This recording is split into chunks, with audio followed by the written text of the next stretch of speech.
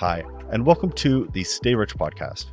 On this podcast, we're going to have successful entrepreneurs coming on to teach us about how they live a rich lifestyle and give tips and motivational strategies to navigate the world. And in addition to that, we're also going to be interviewing high-level, extremely killer, competent divorce attorneys who are coming onto the show to tell us their war stories, to tell us all of the things that you as a man should not be doing if you are going through a divorce today. Hi, everyone. Welcome to the Stay Rich podcast. I'm your host, Ryan Benson, and I'm so excited to have a wonderful and amazing guest on with me today, Nicole Sexton, who is a divorce coach and paralegal who has worked in the divorce industry for 15 years. And has so much value to talk to you about with respect to this entire field and parental alienation as it pertains to fathers and so many more important things. So, Nicole, with that, welcome. Thank you so much for having me. I'm so excited to have you on the show because we were talking just prior to this about parental alienation with fathers and how this is such a passion area for you. And it's really something that so few people speak about these days. It's taboo. Yeah. Yes. We like to call it parental gatekeeping. So it's a topic that is very near and dear to me because I've had a lot of clients that, you know, they're fighting for parenting with their child, and unfortunately there's gatekeeping that happens with a parent, and I see it a lot with mothers, unfortunately, that restrict the parenting time of the father and just that dynamic and how it affects the child ultimately. So it's something that I think a lot of fathers need to be aware of and be cognizant of right off the bat so that they can prepare for how they're going to navigate through the parenting and through the court system. Mm-hmm. And I mean, for people watching the show, what does that look like at the start of, say, a divorce process?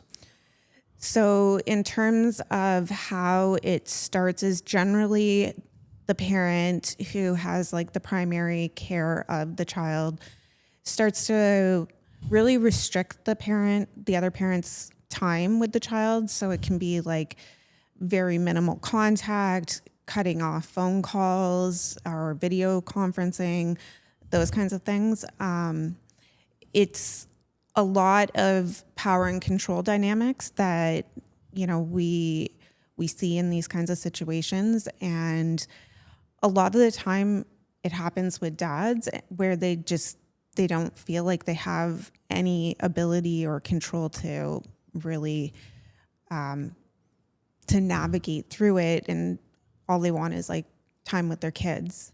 So unfortunately, we see a lot of it where the kids are used as sort of like a tool to manipulate and control a court process. Mm-hmm, mm-hmm.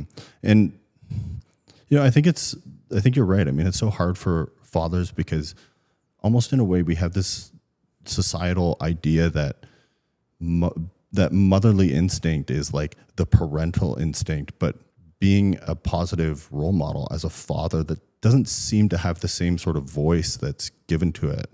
I mean, obviously I wouldn't make a very good mother, although I'm good with my kids and everything, but as a father, that's where I have that opportunity to shine. And so many fathers miss that going through the process because they're given this idea that they have to be motherly in order to be a good parent, right, which, you know, is unfortunate, really. I mean, I think it's important for fathers to play a significant role in their children's lives. Definitely. And like, I will preface it with like, I have seen fathers who, you know, they don't want to have anything to do with the kids. So there's like those varying dynamics, obviously within family law, but I see a high percentage of cases where the mother has taken this very odd stance against the father, and they use allegations of like abuse, like domestic abuse. And in the worst extremes, I've seen mothers who have gone and like made actual really horrible allegations against the father in order to like keep the father out of the child's life. So those extremes and how they play out in court are difficult for dads especially. Again, you know, it isn't just a one gender thing, but a lot of the time you hear in court, and it's kind of like a societal norm that, you know, mothers are the de facto parent, and a child needs both their parents, right? And so when you see a dad that really wants to be part of their child's life and is really actively fighting for that, it's really hard to watch and see how a person can go and make really heinous allegations. So when you're dealing with these cases, I mean, like, what kind of allegations are we talking about? So on the extreme end, I've had a case where the mother made accusations of the father of sexual interference with the child. Oh my God. And that's where you see an intersection of criminal law and family law. And so just drawing it back to Lex Altico of like where we have a multidisciplinary firm, you have criminal lawyer and family lawyer working together under the same roof, which helps to kind of streamline the process. But in terms of like how those criminal charges and how CAS gets involved is like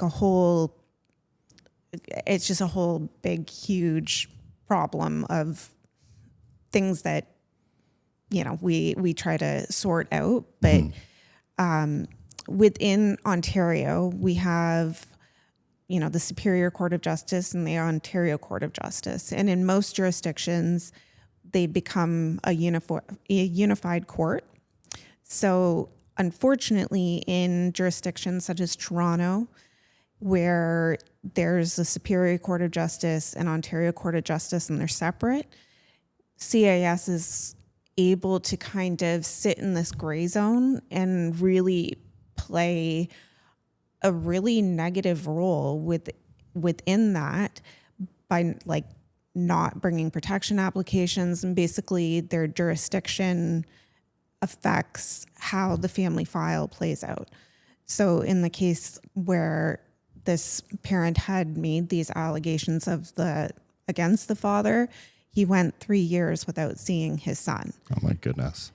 So you lose those precious years, and it's very sad and tragic to see when it happens. Yeah. And I mean, you're talking about issues that, I mean, obviously we're talking about the legislative sort of assembly in, I call it Canada. But in the US, I mean, it's very similar too, where you have Child Protective Services stepping in these cases, which is supposed to be a good thing. This is supposed to be someone who's independent and stepping in and acting on behalf of the child. But it's sort of stuck in like a gridlock almost, where there's criminal allegations that need to be sort of vetted. And then there's the family law allegations and things happening in family court that also need to be, you know, worked through. And then there's somebody sort of holding back the process in a way on behalf of the children, which is supposed to be good, but can often be bad because time is really, like you say, it's precious. Yeah. Right. And I mean, in this case, or in any case, you coming in as like in that coaching role, I mean, how do you help the father deal with this? So a lot of it is listening. I have one client right now who's going through a similar situation, not to the exact extreme of the case that I was talking about. But a lot of it is just really listening and hearing him out, because there is a lot of pain that goes with it. And, you know, society as a whole hasn't really made it easy for men to, you know, express emotions and to feel sad. And so when you create an environment where someone feels safe with you to like express and to feel sad and to cry if they need to, really helps them to sort of navigate through, because there's like the legal part of it, but then there's just this like deep emotional pain that goes with it as well. Yeah. Yeah. It's funny, like with men, I mean, guys, if you're watching this, what we're not saying is don't feel emotion, right? And what we're saying rather than that is you have to be able to emotionally self-regulate. You have to have these emotions and be okay with them, but your actions need to be different than acting on those emotions, because that's what's going to play into the system. That's what's going to make you seem like a terrible person. Yeah. Because if you're angry and acting out all the time, or if you're sad and having emotional breakdowns constantly, I mean, that's an okay experience to have. But if your actions in the divorce system and in the criminal justice system exemplify these things, it's only going to add more weight to this idea that you're a lunatic. Yeah. I mean, is that something that you help men with? Definitely. One of the things that I like to tell my clients is, if you're going to send a message, an email, write it, send it to me, let me review it. I'll revise it so that you're not saying the things that you want to say. So, because a lot of the time we say things off the cuff and we're like, why did I say that? And once that message is sent, you can be sure that, person on the other end is going to save that and use it against you if there's things there that, you probably shouldn't have said. Mm-hmm. So it's really important in that sense to really take stock of like emotions and to understand that like we can't be reactive. We need to like, take steps to kind of process our emotions, and then we can proceed on. And everything needs to be child focused. And that's the most important thing, is like, even though this person might be like the most horrible person that you've ever had to deal with, have to make sure that at all times it's all about the children. Yeah. Yeah. And so many people lose sight of that going through the process, because it becomes this like war almost, where these children, these things that you brought into the world that you love and you care for, and it's like the center of your universe, they are being used as pawns in this war. And the last thing that you want to have happen is them get damaged for no reason. They're already going to get damaged going through this process in the first place. Don't make it worse. Definitely. That is one thing that I think is really, really important to remember and to emphasize, is like, as much pain as you're going through, your children are going through it 10 times worse. And especially for younger children, where they don't have the words to be able to express those emotions the way that we do. So it's really important to make sure that like at all times you're always thinking about your child, and always thinking about like, how is this going to, in the long run, affect my son or daughter? And how is this going to look in court as well? Mm-hmm. If I'm, constantly bashing the mother and saying really horrible things to her, that's not going to play well in court. As much as you intend to be the greatest dad, that's something that the court is going to also take into consideration, of how you can co-parent with that person. Oh, so I see. So what you're saying is that a judge is going to look at, say, like a transcript of a discussion, or even just, it could be testimony or something like that. And if you're constantly saying in front of your kids that your wife is, or your ex-wife, I guess at this point, is, like a dumb bitch, that's not going to play well. No, it's not. that is not going to be something that the judge is going to look at you and say like, good job. Yeah. So that plays into factors when it comes to co-parenting. Mm-hmm. So we want to always be ensuring that we're creating a good co-parenting relationship, because that's ultimately what is in the best interest of the child. Yeah. And do you find that in a lot of cases, it can be high conflict? Mm-hmm. How do you find navigating a higher conflict situation like this when, the husband's really upset and the wife is really upset, and trying to get them back sort of to square one where they can operate as functional co-parents? So sometimes it's hard, because in most cases, like in the cases that I'm dealing with right now, I have that exact dynamic where it's like extreme high conflict, but we've been able to kind of help our client to be able to be calm and to deal with the issues, despite the parent on the other side being very resistant to that. So a lot of it is just me coming alongside my client and like coaching them and kind of getting them to calm and realize like that the dynamic that is set doesn't need to be what it is throughout the whole entire thing. So the more collaborative a client is with the other parent, the better it is. Even if that other parent is resistant to that, it just shows the court like that you're being reasonable, that you're willing to work with this person. And then that other parent, that their conduct is on them. They have to deal with the court then, right? Yeah. So it's always helping our clients to understand how to present themselves in the best light, but also teaching them and guiding them. Like being a single parent is like a whole different way of doing things, because you're not going to have that other parent to rely on for, you know, the things that you used to. Yeah, you're on your own. Yeah. Yeah. It's funny that you say it that way, and you're saying that the more collaborative a parent, even if the other person is resistant. And the reason I say it's funny, I've always talked about relationships under a certain framework, and I say that you need to have attraction and respect and trust for a relationship to work, for a marriage to work. So there's an art to it, in other words. And what happens, at least in my experience seeing these divorce cases go through, is that generally speaking, trust is definitely broken. Yeah. And very often with that, respect is broken. Yeah. And I've told so many men, I've told women this too, that when you go through the system, the best way to reach a better settlement, the best way to come to a better conclusion is to do things to start to establish at least respect and trust. Because when you start to regain some of that trust as a parent, when you start to regain some of that respect from the other party, which may mean putting in boundaries and enforcing them, which may mean doing things for yourself, which may mean a whole gambit of different options, that ultimately leads to a better conclusion when everything is said and done. Because now you can at least look at each other across the table and say, hey, it didn't work out, but you're a great mother. I want to make sure, you know, we can do this together, even if we're not married. And that is honestly one of the things that I try to emphasize with my clients.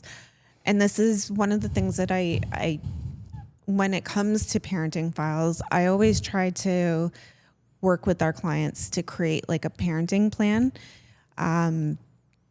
in order to kind of help with that. Because when you have a parenting plan in place, it sort of takes away all that other negativity. So it just, when there's just all that combativeness of fighting over like when your kid is going to go see dad and all of that, like it takes away from the parenting time of both parents, and it just really doesn't make it fun for the kids, right? So we like to try, and that's the operative word, we try to put in place parenting plans, and we try to work collaboratively with the other party or with their counsel.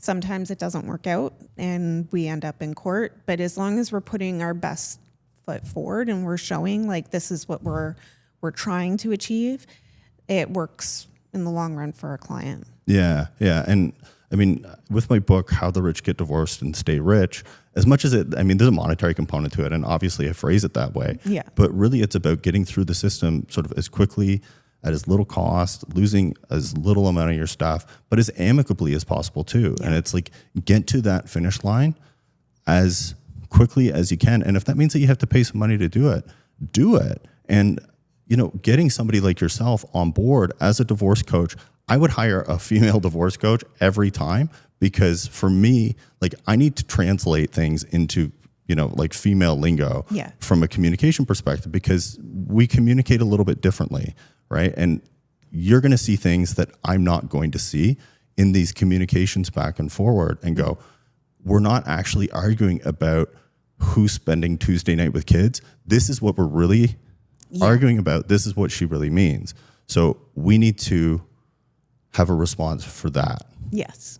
And that's why I think it's so valuable. That's why I'm so happy to have you here, is just to get that perspective, to get that sort of sense that men have the ability to hire someone like yourself, where women seem to hire a lot of people to help them through the system, which is great. And I'm all for that. But men need that support too. Yeah. And I think that I've been divorced myself and was in a domestic violence relationship. Oh, geez. And, having come out of that experience and seeing just how the court system works personally, I think that really helps me connect with my clients. And I think unfortunately, there's been sort of this shift to, believe all women when it comes to allegations. And as someone who, like I said, has come out of a domestic violence situation, I feel like I can say this, but it's not necessarily true that every single woman is a victim. Yeah. And when you're in a society where it's believe all women, it really does make it hard for men who are genuine. And, like I said, when you have an allegation that, your ex is making against you, if you've sexually assaulted your child, or, those extremes. So absurd. It's just how do you process that? How do you go through that? Right. And, especially working with Children's Aid, where they do take a very female approach to things of all women are victims sort of. And, that's a difficult place to be as a male. And now, do you find this is almost it is a touchy question. Yeah. I mean, in today's environment where false allegations are made sort of in a weaponized way, does that upset you? It does. I've seen it not only just in parenting cases, but in marriage cases, especially with, unfortunately, women who have immigrated to Canada. Okay. So we have a case right now where husband and wife, the husband sponsored his wife to come to Canada, and she has made allegations of domestic violence against him. And so he's lost his home, and she's living there, not paying anything. And so we find that within that community, there tends to be an increase in these type of allegations, which is really unfair. And it seems to be used as a way to get your permanent residency here. And I won't say that in all cases that's the case, but it's we do see it within that community, unfortunately. But it does bother me a lot when I see it, because it does take away from people that are genuine victims of domestic violence. It also takes away from real, legitimate child protection concerns that are out there. And as social workers, just trying to do their job, and they have their protocols in place of how they verify concerns and whatnot. But when that allegation is so extreme and that impacts how you're able to see your child, it really is quite upsetting to see and disappointing in how it plays out within the court system. Yeah, I wish that there was a way to combat this that I can think of that isn't extreme, because on the one hand, with people who have been through this, like yourself, and it's legitimate, you want it to be an open system where it's okay and reasonable to put forward that allegation and understand that it's going to be looked at, vetted, and acted upon. Mm-hmm. And you want to ensure that the other person has the ability to defend themselves too. And in today's society, these allegations are levied, and it's really just jumped to the conclusion that he's guilty. Yeah.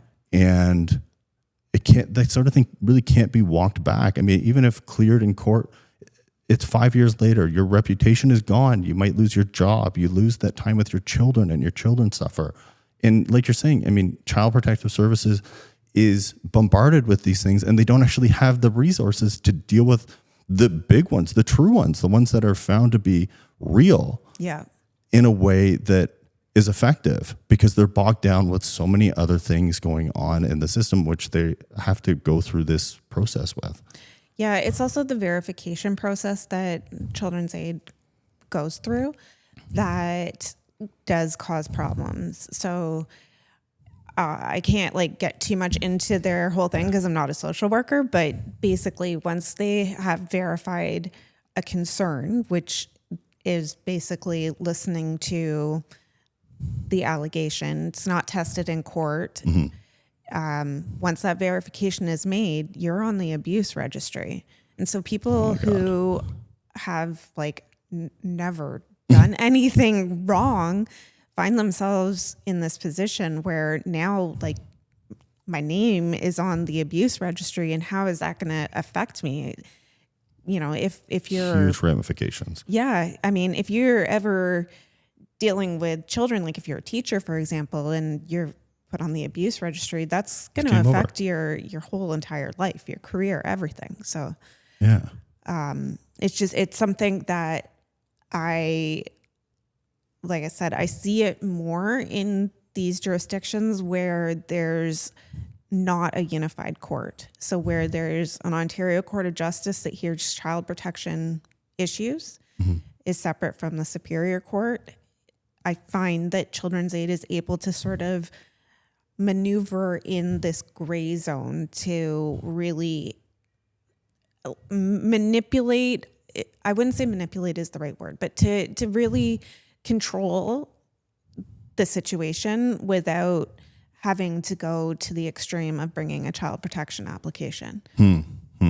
And for men watching this and going through this process now, so it could be, maybe a false allegation was made with respect to domestic violence within the marriage, but that can have impacts on seeing the children too. Yeah. Or a false allegation about the children. I mean, God forbid. What suggestions would you give to them? I mean, think about it from North America. If you're in the US or if you're in Canada, I mean, how would you suggest that they strategically combat these allegations to move their case forward and sort of demonstrate that they're in fact good people? So the first thing would be find a really good criminal lawyer. Mm-hmm. Having worked in predominantly all my work has been within a family law firm. So working at Lex Alta Co. is the first multidisciplinary firm that I've been at. And I see the massive benefit to having, lawyers all under the same roof. Mm-hmm. It is fine, but sometimes in when criminal and family intersect, you don't really get that collaborative approach. So you're kind of playing a guessing game on the family end of what's going on the criminal side. Right. And so you want to make sure that whoever is representing you in both areas is working with your family lawyer. That's really important. Also, if you have kids and you find yourself in that situation where you have a no contact order, immediately make sure that you get those conditions varied so that you are allowed to see your children. Mm-hmm. That is one of the most important things, because I have a client right now who was charged in December with something, and the mother used the no contact order as sort of a sword and a shield to keep him away from the children. Oh no. And so now he has to go through seeing them supervised because he hasn't seen them in so long. So it's important to ensure that those bail conditions get varied and that you get into family court as soon as possible to make sure that your parenting rights are being enforced. Just getting a temporary interim order is like the most important thing that you can do while you're navigating through both systems. Yeah. So, I mean, like what you're saying is don't be afraid to stand up for yourself and don't be afraid. Because I mean, I look at it two ways. I mean, obviously there's the benefit to the children and getting the process moving, but I think it also demonstrates that you care. Yeah. Like I think a judge further down the road when they're looking at the divorce, and finalizing it in court, they're going to look at this and say, okay, well, under these conditions, like this father was really like advocating for himself and advocating for his children and playing a role in their lives. So clearly he must want to be a part of their life. Yeah. It's also remembering that the threshold for in criminal court is very different than it is in civil and family. So, and that's again, going back to the child protection thing where, on a balance of probabilities, it's 50% plus one that, you did something, whereas criminal law is beyond a reasonable doubt. And so you want to make sure that you recognize that, because especially when you have like a child protection component to things, that's something that a judge is going to look at is it more probable than not that this happened rather than, proving your innocence in criminal law. So that's important to also keep in mind, is that, there's different thresholds. And so it's important to kind of keep yourself grounded and to, like I said, make sure you have a good lawyer who's going to be able to navigate through that process. Yeah. And I think I'm just going to highlight that quickly. So what you're saying with criminal law, my understanding of it is it's beyond a reasonable doubt. And I've heard criminal lawyers just say, roughly 95% chance that it didn't happen. And that's how they look at it. So moving into civil court, moving into family court, it's balance of probabilities, which is 50%. So the way that Child Protective Services, Children's Aid is going to look at this and say, one person is saying it happened, the other person is saying it didn't. We're at 50%, we got to investigate. Yeah. But if you go through the criminal process and the criminal process determines that you didn't actually do this, we're dealing with a higher standard. And therefore that has a trickle down effect. So you can point to the criminal justice system and say, hey, very obviously this did not happen. And you can use that to your advantage within the civil or the family law context to say, hey, like these allegations were made, they were proved to be false. Now let's move forward with the divorce. Yeah.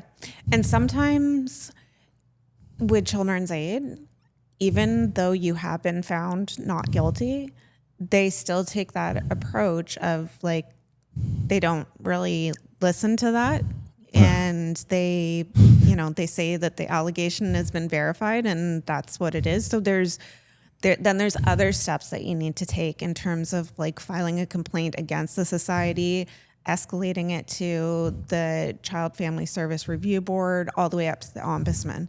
And I think that's one thing that I would definitely emphasize is if you find yourself in that kind of situation where you have been charged criminally, you're facing Children's Aid, restrictions and verifications and stuff, is to go that extra step and to start filing complaints against the society, going all the way up to the ombudsman, like I said, because none of this will be able to change if people don't make steps to make complaints and to like see that it is a problem, right? Yeah.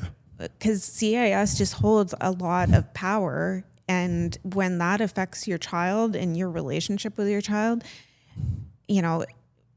especially coming out of the criminal justice system and being found not guilty and then hearing, well, doesn't really matter. We still believe that it's been verified. Crazy. Yeah. I mean, so basically you're saying if they disagree with the criminal justice system, sue the government. It's kind of like the Child and Family Service Review Board is there to understand what Children's Aid was thinking and to kind of understand what their decision was behind it.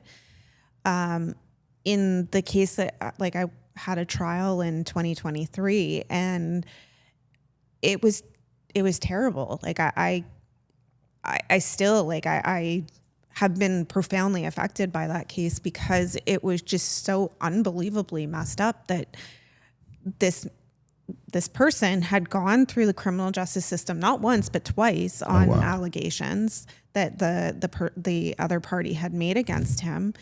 And, you know, we sent the criminal transcripts and like the judge did not believe what the accuser had said.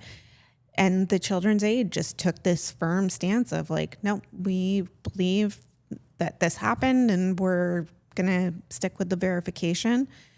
And it's devastating to watch. So, no, I mean, you've clearly dealt with a lot of men going through a lot of difficulty. Mm-hmm. What do you find works best in dealing with these men and sort of getting them back to an emotional state that they can go through life and be okay while they're dealing with this?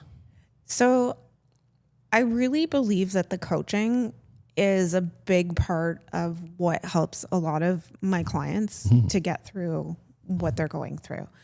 Because part of my coaching is, you know, helping someone navigate through the court system. Mm-hmm.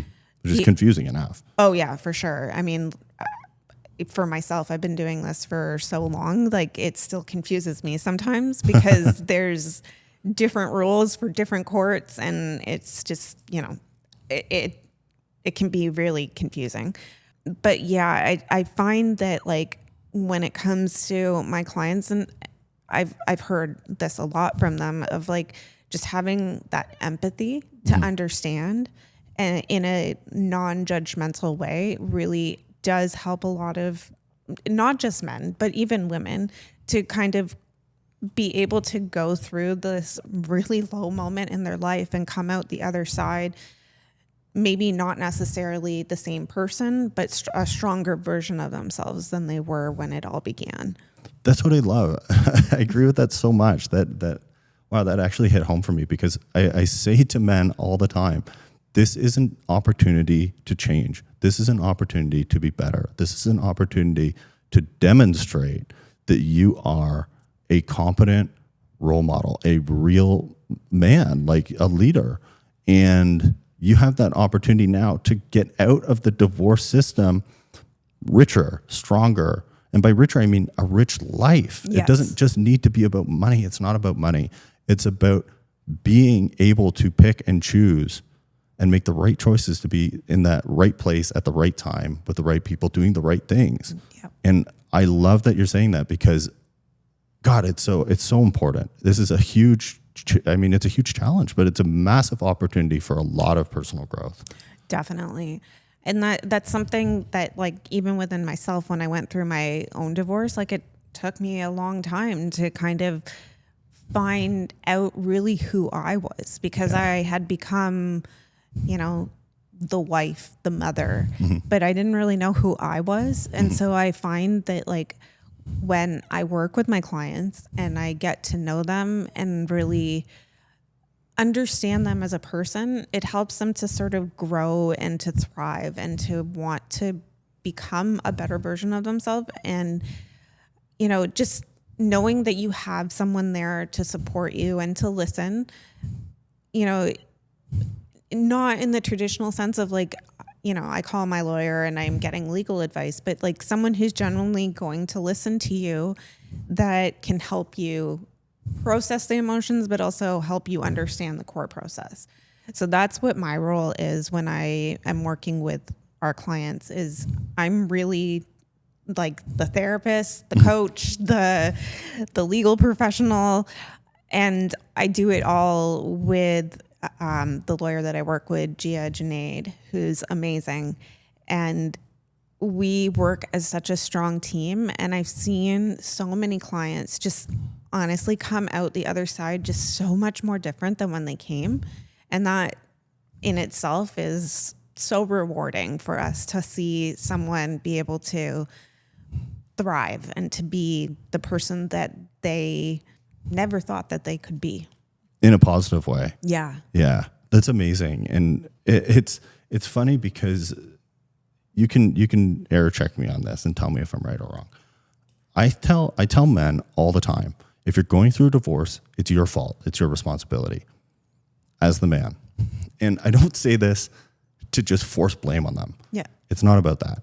But I tell them it takes two to tango. Mm-hmm. You're supposed to be the husband. You're supposed to be sort of the man in this relationship. And ultimately, that means that responsibility falls at your feet. And in order to change for the better, in order to become better, in order to grow, you have to recognize that you played a significant role in the divorce. Mm-hmm. And you have to recognize that you did things wrong, and you have to accept that and realize that that's okay, because everybody fucks up, mm-hmm. and that's fine. And look at yourself in the mirror and start to make the changes, because until you start to respect yourself, until you start to acknowledge that you have responsibility, you can't make changes if you're only blaming her. I don't care if she cheated. I don't care if she had an affair. I don't care if she hit you. Mm-hmm. Those are all bad things.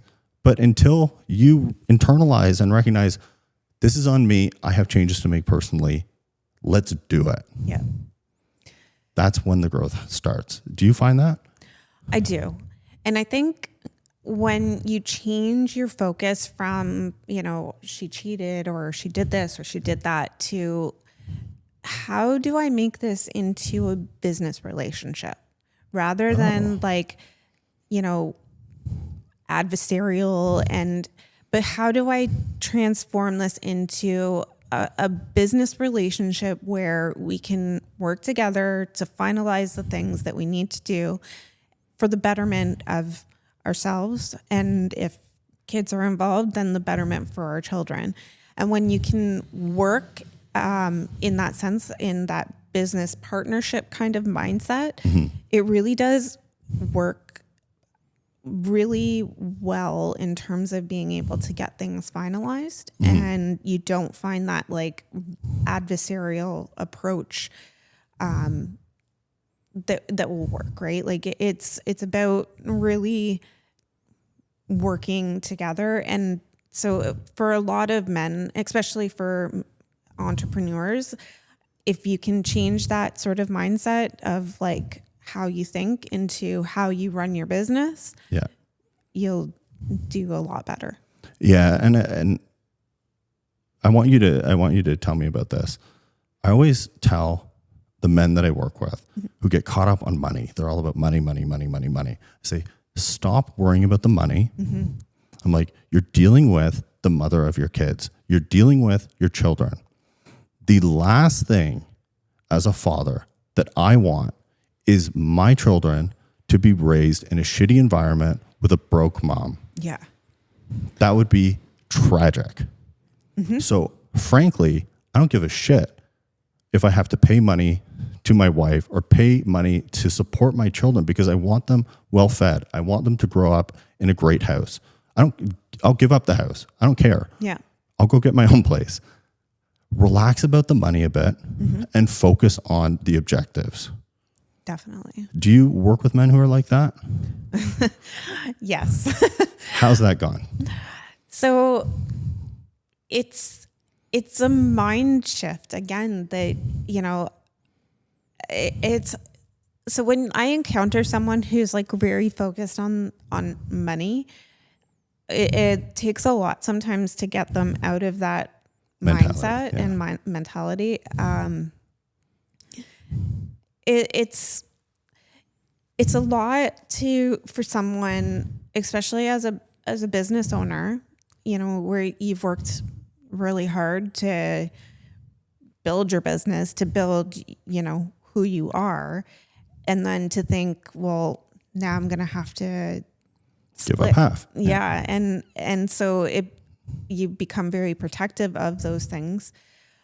But ultimately what it comes down to is exactly what you're saying, is like, ultimately, how does this affect your children, right? Like if you're going to hoard all the money, well, what is that going to do for them, right? They need to eat, they need to do sports. You want them to be happy, right? And those are the things that I think are important to remember when it comes to parenting, is that, child support and spousal support, those are underlying issues that do fester. And, for a mom who most of the time has at some point given up part of her career or her life to raise your children and support you, and that's something that you need to recognize. And those contributions, while they might not bring in money, those are as equal as your contributions in going and building a business or going to work every day. And so those are things that I think are really important for people to recognize. And I think it really does go very unrecognized, in the sense of like, just taking a year off to give birth to a child, it's a lot, right? It's valuable. I mean, I know that we don't put money, we don't put a monetary aspect to raising children per se. And I know that fathers who are involved and entrepreneurs play a role too. Mm-hmm. But I mean, I always boil it down to two choices. Would you rather your wife have the child, go to work, and ignore the child? Yeah. Or take time off? Ideally, I mean, if she wants to even not work again, you're able to provide that experience and really take active participation as the mother in your children's life. Which one would you pick? And they go, I would rather her spend more time with the children, because of course there's value to that. Great. Now you're on the opposite side of the spectrum. You have to recognize that you agreed to this. This is what you wanted. You're in a, whether you like it or not at this point, contractual relationship, mm-hmm. and you got to pay for it. And there are ways to navigate to make it more fair. There are ways to navigate this to ensure that the right number is being picked, mm-hmm. because income can be screwed with. Yes. Positively and negatively. Business valuations, I know this because I do it. You can manipulate these things. I've seen other people manipulate these things with really tragic outcomes, because it's bad for everybody. Yeah. People get liquidated. People go bankrupt because they can't come up with the money to even make an equalization payment. And that's the outcome that you don't want. But in order to get to a position where we can settle this, in order to get to a negotiated positive outcome, mm-hmm. where everybody is better, not just you, not just the kids, not just her, everybody, it needs to start with the recognition that you're going to have to pay something. Yep. And it needs to start with the recognition that you want to pay something because you should, and start to reestablish that trust and respect in that sense. Yeah. Even if she was terrible to you, I don't care. You want her to be great to your children. And that's the thing. And it's really, really important. I emphasize this all the time to my clients, is like, child support isn't this like gift of money that you're giving to your ex-spouse. Child support is something that is for your children. That is all, right? So when I get my child support payment and I use that towards, paying for rent or a mortgage or food, that's supporting the children, right? So that's really important. And I've heard that a lot from, unfortunately from a lot of men that, well, I don't want to give her money. Well, you're not giving her money. You're giving it to your child. So child support is always for the benefit of the child. And I always put in our court documents and everything that it's child support paid to the parent for and on behalf of the children. Mm-hmm. And I think smart. That really helps people to kind of shift from that, I'm giving her money or I'm giving him money, right? Like, yes. No, it's for your children. Yes.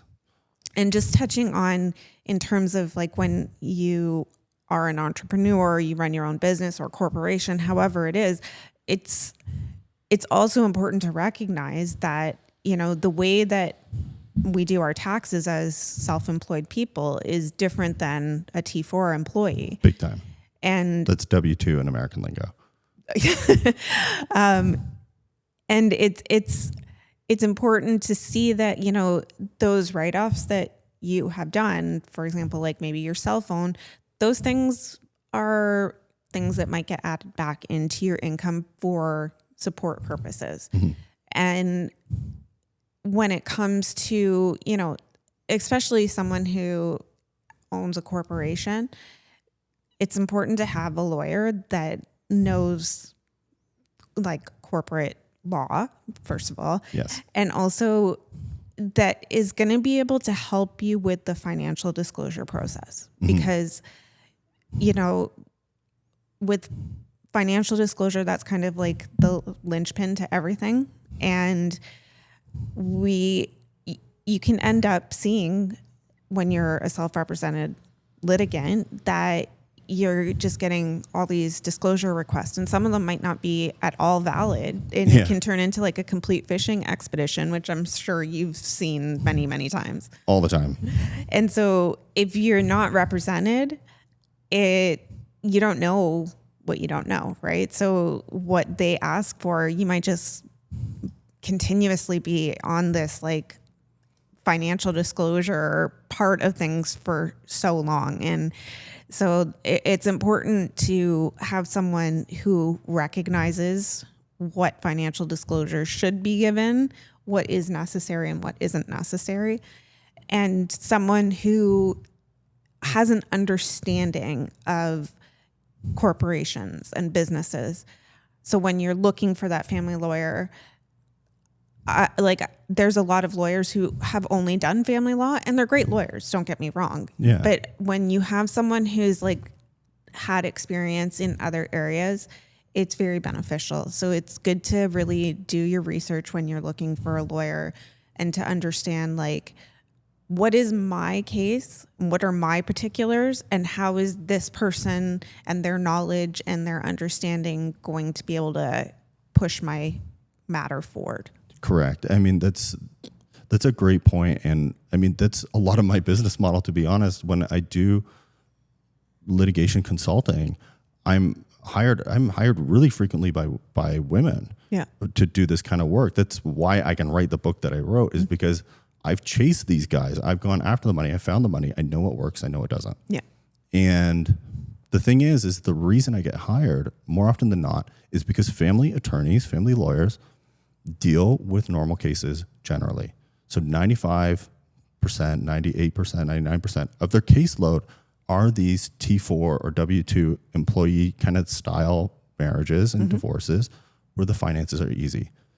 But then when it gets into this guy has 2 companies, this guy has 3 companies, this guy has international operations, whatever. Yeah. They go, I don't even know where to start. Yeah.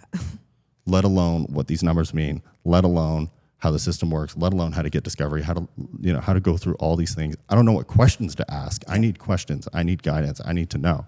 So now it's like I'm the puppet master and the lawyer is, basically doing what I tell them to do and asking for what I tell them to ask for because they just don't know. And on the flip side of that, as on the male side, it's a matter of knowing this is nonsense, this is good. This is nonsense, this is good. Mm-hmm. And I always tell men specifically, going through this process, when it gets to the time of mediation, women don't care about money. Is that right or wrong? I'm gonna add an asterisk to this in a second. So I would say it's probably not the number one thing, but it is a factor. I think more in the sense of like, for a woman who has been in a marriage where, they don't have an income and stuff, that money is going to be at the top of the list, right? So I think it really depends on, the situation. That, sometimes it's not the number one thing, but Ready for my twist? Sure. 'Cause you got me there. It's for women who have gone through the marriage. Maybe they're stay-at-home moms, or maybe they've sacrificed support or shown their career to take care of the family, whatever. And I say, women don't care about money. Mm-hmm. It's not the money. It's the lifestyle. Yes. So women care about, it's not the number on the piece of paper. In fact, many women, if they're presented with a bunch of numbers, a lot of guys too, to be honest, don't understand what they mean. Yeah. And I tell them, when you go into mediation, obviously you have to present the numbers. Duh. That's the legal framework. Yeah. Like, have your attorney explain what this means. Say, you're going to get 10 grand a month in alimony. You're going to get 10 grand a month in child support. Here's the stuff that this will pay for. Yeah. Matrimonial home, paid for. Car, paid for. Cell phone, paid for. Food, paid for. Kids' education, paid for. If they want to go to friggin' Hawaii on a vacation, who cares? Great, your kids get to go on vacation, paid for. Yeah. Explain what it means so she doesn't have to do the translating. Because if she's looking at 20 grand a month, I mean, I don't know. I'm financial. I know this stuff. I don't necessarily know where that's going to get divided into because I don't do budgeting myself. Yeah. But for somebody who doesn't have that experience, who hasn't been doing, like running a business for 20 years, who hasn't been doing this stuff, that woman isn't going to understand what that means necessarily. So spell it out and say, hey, this is the lifestyle that you're going to be able to afford with $20,000 a month. Yeah. Yeah. And by doing that, it's going to make settling the case way better, way quicker, and understandable and relatable for her, because she's checking off the boxes in her head going, okay, so I get to keep the home. The kids will have a good life. They'll be with me. Their private school will be paid for. I'll still have the car. I'll, blah, blah, blah, blah, blah. All these important things that are factors are now getting set off, because that's really what the question is. Definitely. And I do see when it comes to, like, I have another case where, husband and wife had multiple income properties, and, the husband, excuse me, the husband, after they separated, has been traveling and having a great life. And meanwhile, he is not paying any spousal support. And this poor woman has been living in her car. Oh my God. Right. So it's like that lifestyle audit of like really taking stock of like, if you created a life together, you don't get to go off and just have this lovely like life of travel and elaborateness, like, and leave this other person destitute, right? High and dry. Yeah. So I think it's really important to really look at the lifestyle that you had and understand that, like, obviously the lifestyle that you had for both parties is going to change, because once you split, you're not going to be able to always keep that standard of living that you had. But when you both have to have a little bit lower standard of living, and no one's, like if I'm separating from my husband and I'm seeing him going and travel, and meanwhile I'm he's like popping bottles in Belize. Yeah, I'm going to have a little bit of a problem, right? Like, so that's something that we like to also make sure that we talk to our clients about, of like, if you're saying that you can't pay spousal support, but meanwhile we're finding things online, and if I'm finding it online, then that your spouse is going to find it, right? So, it's really not a good look if that's what you're doing, right? Like, it's really not. I always say, like, it's funny when you deal with men going through this stuff, because you always hear the same thing over and over again. You hear me, like, I don't want to pay, I don't want to do this, I don't want to do that, and all this stuff. And I mean, I even challenge that idea that your lifestyle has to change for the negative, especially with men who are entrepreneurs, who are successful, who are motivated, and who are willing to go out into the world and do a great job. I tell them, instead of spending all this time bitching and complaining and whining to everybody about how hard it is and how it's not fair and how all this stuff is happening, why don't you take all this spare time that you have, now that you're not seeing your kids every day, now that you don't have to maintain a marriage, which takes time and it takes energy and attention and all these things, why don't you take that time and stop complaining and go and make more money? Yeah. It's really that simple. Definitely. Go double up. But you know what I also find is that then there's that other mindset of like, if I'm making more money, then that translates into more money that I have to give to her. Great. Of course. Yeah, for sure. Do it. Yeah. 100%. Do it every time. Yeah. Oh, 100%. I think that is That's like saying, I don't want to make more money because then I have to pay tax. right. How does this make sense? I want to make more money. If I have to pay more money in tax, I mean, as perverted as it sounds, I'd rather pay more money in tax if that means that at the end of the day, I have more money. Yeah. I'd rather have my kids upgrade their home with their mom, who's my ex-wife, and live in like a baller mansion in Miami than, well, maybe not Miami, because Miami's a little bit like not so nice for growing up and raising children, but somewhere great. Yeah. I'd rather them have everything Yeah. than just hold myself back and say, oh, I don't want to take these like amazing opportunities because then I have to pay for my children and my ex-wife's like living standards, but I'm still net way ahead. Yeah. How does this make sense? It doesn't. And I think that's where you have to be able to like shift the focus back to that business partner relationship of like, you know, if you're in business, you're not going to, like if you're in a partnership, or you're not going to go and screw over your partner, right? Because you're in business together, and you know that, you know, if one person isn't working and doing great and the other person is just slacking, if the other person is like working hard, you know, that business isn't going to thrive. And so despite the marriage not working out, it's again just looking at it from that lens of, you know, this is a business that we have together now, the business of raising our children, and we need to do it in this way of remaining 100% focused on what's best for them.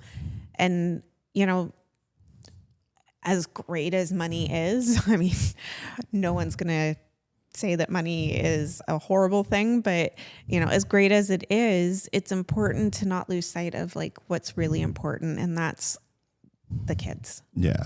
I always say, if you have a problem that can be solved by money, you don't have a problem. Yeah. Because it can go away. And especially in, I mean, dealing with a lot of men in these things, I mean, everybody knows the divorce system is not fair. Yeah. It's not fair for women in certain ways, and specifically with lower income brackets where women just get screwed. Mm-hmm. And it's not fair for men. And we hear about these all the time just because of the big numbers. And usually there's some sort of personality attached to it where they're making, you know, a lot more money. And maybe it's not fair. Maybe alimony is too much. Maybe these calculations aren't really resemblant of reality. Like in Jeff Bezos's case, you know, he starts Amazon. I know his wife helped him start Amazon. His wife helped to fund it, his ex-wife. You know, but at the end of the day, he's cutting a check for $40 billion. Yeah. And she was like basically a stay-at-home mom at that point. You go, it doesn't make sense that on the one hand, this woman just by opportunity and by almost like luck in a way, and luck is generated, gets $40 billion, but then somebody else going through the system gets 20 grand. Yeah. For doing kind of like the same role. So it's not really equal. Definitely. It treats people equally, but it's not equal. And we can recognize this and say, it's not fair. And that's fine. And you can advocate for that with your government. But if you're going through the system, spending time complaining about the fact that it's not fair, and it's not, is useless. You're better to find more productive outlets for this energy and this anger and this frustration and sadness and grief and whatever else you're feeling. Pour it into yourself. Work out more.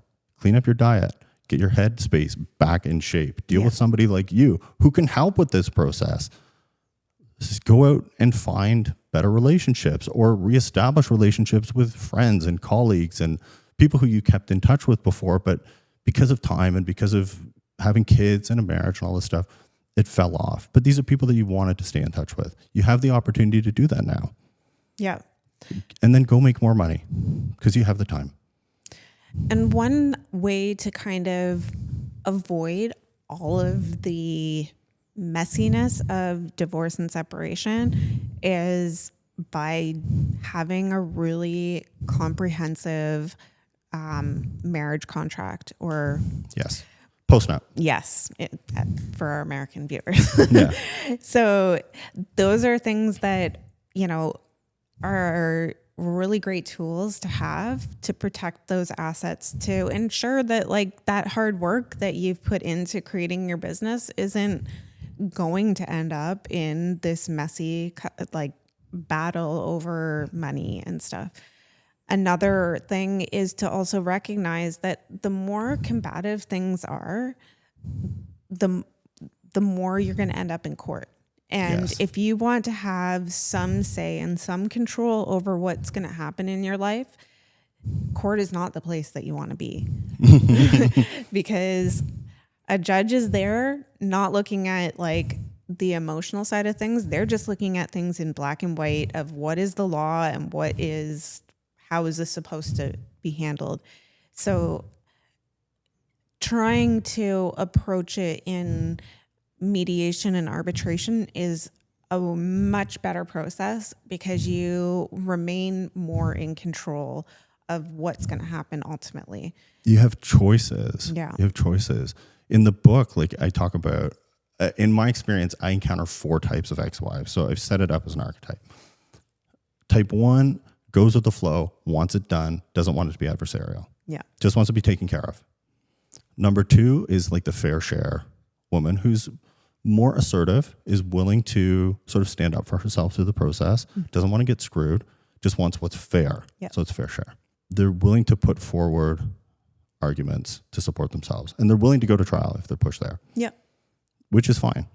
And then there's type 3, which is in court, I'm just going to burn this shit to the ground because I want justice. And it's not designed for justice. And type 4 is kind of like that Amber Heard thing where it's not just in court, but your whole life is going to get wrecked. Yeah. Totally. And I say in the book, and I've said this to men, these are not static options. Just because she's type 3 now and wants to burn out everything to the ground does not mean that that's forever. Yeah. That can be changed if you work with her in certain ways. But if she is a type 3 or she is a type 4, I know that the standard practice is to recommend mediation. I know that the standard practice is to recommend these things. Say no, straight to trial. Yeah. Because if it's going to stay that way, mediation is a waste of time. It's a waste of money. She's only going to get worse. Yeah. Going through this process. You're going to get worse. She's going to get worse. Go straight to trial, skip all the bullshit, and just go. Try to get out as quickly as possible.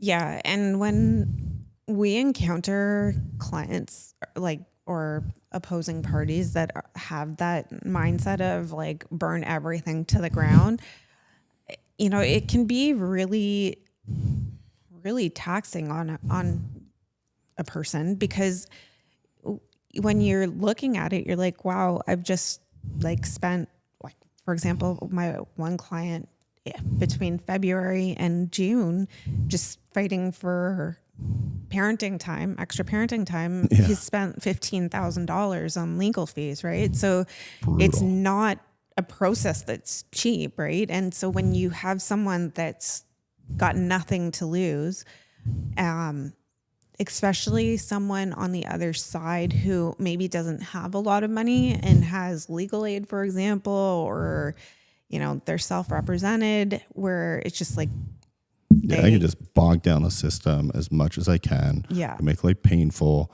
just drag it out, bleed you out of money, bleed you out of time, bleed you out of energy, and just sort of beat you into submission over and over and over again. Yeah. And that's where I'm just I had this with the client, and he took me on as a client later. Right. And he would ask me questions from time to time before we were formally engaged within this case. Mm-hmm. And I said to him right for the jump, go to trial. And he's like, well, my lawyer's advising mediation. I said, well, I advise differently. Yeah. Do what you got to do. Went to mediation, failed. Then I'm like, go to trial. Went back to mediation, failed again. And it went over and over and over, hundreds of thousands of dollars, blown on something that was never going to work. His ex-wife was not in settlement mode. Yeah. It wasn't there. Then eventually he went to trial, and he defined in trial like he technically won, you know, if you want to call it a win. And it's still like this took 10, 12 years to get through this process. And if you just went to trial, it would have been 3. Yeah. And it's hundreds of thousands of dollars in paying experts. Yeah. It's more than hundreds of thousands of dollars in paying legal fees. And it's not just that, it's the amount of time that it takes to manage yourself going through the system, because it's like a full-time job. Yeah. Like just doing disclosure, understanding what's going on in the case, reading the exchanges, advising your lawyer, going through all this. It takes so much time and energy. If he just had gone through the system the first time and spent the rest of the time building his business, getting himself sort of put back together emotionally, financially, mentally, whatever, it would have been so much more productive for him. And it breaks my heart. I mean, I know mediation, I know arbitration, I know collab. These are all great systems, but they're great systems for specific people. Definitely. And if they're not there, they're not there. Yeah, definitely. And that's one thing is that, we would, like at Lex Altico, we would never recommend mediation or arbitration for a client where we know that like the other side is just like not at all. That's amazing. Like we know that that's not beneficial to our client. So, and when it comes to that, then we know that we have to go through the court process. We're not going to push the process like so that it's, we're missing things, but we're not going to also let it drag on and on and on. Right. Mm-hmm. So we want to get into, like, I don't know the court process in the States, but like in Ontario, we want to get into like, we want to have the case conference. We want to do our settlement conference, and we want to get things settled so that both people can start their new lives and continue on and not have to like be in court so much. So with us, we try to be very proactive in our approach. And, one of the big things, like I said, is financial disclosure. So being really prepared at the very beginning of, getting that financial disclosure out, because that is one of the things that is going to drag matters on, is if you're not being forthcoming with financial disclosure. The second that a lawyer sort of gets a whiff of like, oh, might be hiding something, that you're going to be there for a long time. Yes. So I try to be very hands-on with my clients when it comes to financial statements and, explaining why we need the things that we do. And, getting all of that organized also takes so much time, right? So we want to make sure that we have it all up front and that we're getting that out as soon as we can, so that, that's not something that's holding up the whole process. Yes, definitely. And here's an important question for you, right? Mm-hmm. For you guys watching this, how can they get in touch with you? There's so much value here. There's so much more to touch on. We could talk about this for days, Nicole, and we're going to, because I'm going to have you back. But if people watching this, they want to reach out to you and get help, get your assistance, get your advisement, contact Lex Altico, how's the best way to do that? You can email me at nicole@lexaltico.com. How do you spell Lex Altico? It's LEXALTICO. We'll put a link in the group as well. Perfect. And you can also call my cell phone. It's Don't give away your cell phone. It's my work phone. Okay. So people can call me on my work phone, text me if they want. It's 647-255-1720. And I can put you in touch with our client intake specialist who will be able to assist. Wonderful. And then you can come on as a divorce coach, help these men through their issues, help them sort of get through this system that can be so brutal, and come at it with such a grounded, respected, and experienced take as somebody who's been through it, as somebody who goes through it every day as an expert in this field. I love that you're here. Thank you so much for coming. And people, men, Talk to Nicole. Okay? Do it. Thank you so much for having me. It's been a pleasure. It's been my real pleasure too. I can't wait to have you back and we'll talk more. Awesome. Thank you so much. Thanks. That's it for today, everybody. I hope that you found this show so enlightening, valuable, and brings extra perspective to you going through the divorce system. If you want to stay rich, if you want to get divorced, if you're going through a divorce, this is part of how you do it. Until next time, I'll see you then.